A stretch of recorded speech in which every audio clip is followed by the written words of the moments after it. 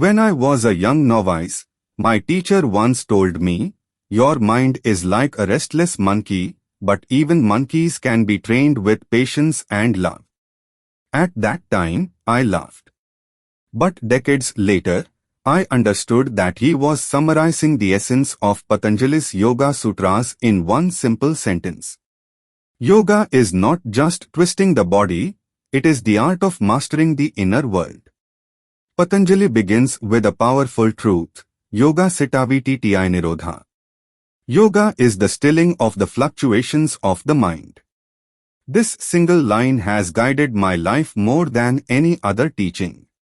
Because when the mind settles, even for a moment, you begin to see yourself clearly. You begin to see what truly matters.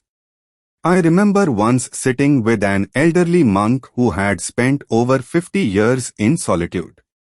Someone asked him, "Master, what have you learned in all these years?" He smiled gently and said, "I learned that life becomes simple when the mind becomes clear." Clarity, that is the first gift of the Yoga Sutras. And how do we reach clarity? Patanjali offers a path, discipline, self-study, and surrender to a higher truth. Not surrender in a religious sense, but surrendering the ego, the constant I, me, mind that creates so much noise within us. There was a time in my own journey when I struggled deeply. I wanted to become a perfect monk, whatever that meant.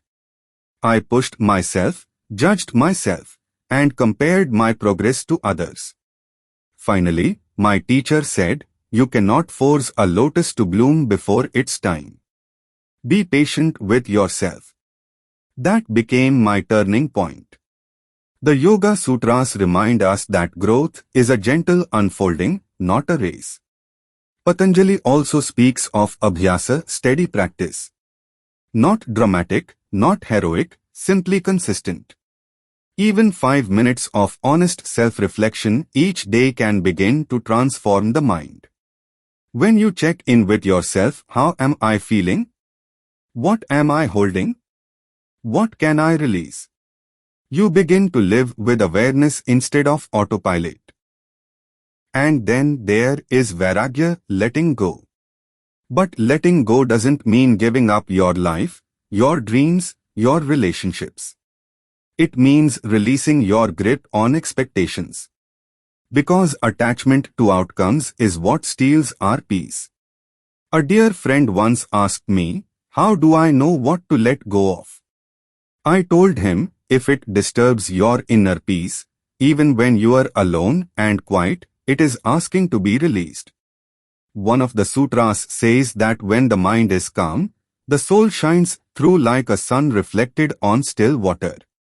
Imagine living life with that kind of inner brightness. Decisions become clearer, relationships become kinder, and even challenges become teachers. The Yoga Sutras are ultimately an invitation to come home to yourself. To stop running. To stop comparing. To breathe. To listen. Before this moment ends, I want to leave you with a simple practice from my own journey. Every morning, before the world pulls you in 100 directions, place your hand on your heart and ask, what is truly important today? Not urgent, not loud, important. The more you follow that quiet inner compass, the more aligned your life becomes. Remember, the path of yoga is not about becoming someone else. It is about remembering who you already are beneath the noise, calm, aware, compassionate, complete. Thank you for sharing this moment of reflection with me. May your mind grow still, may your awareness deepen, and may your life unfold with grace.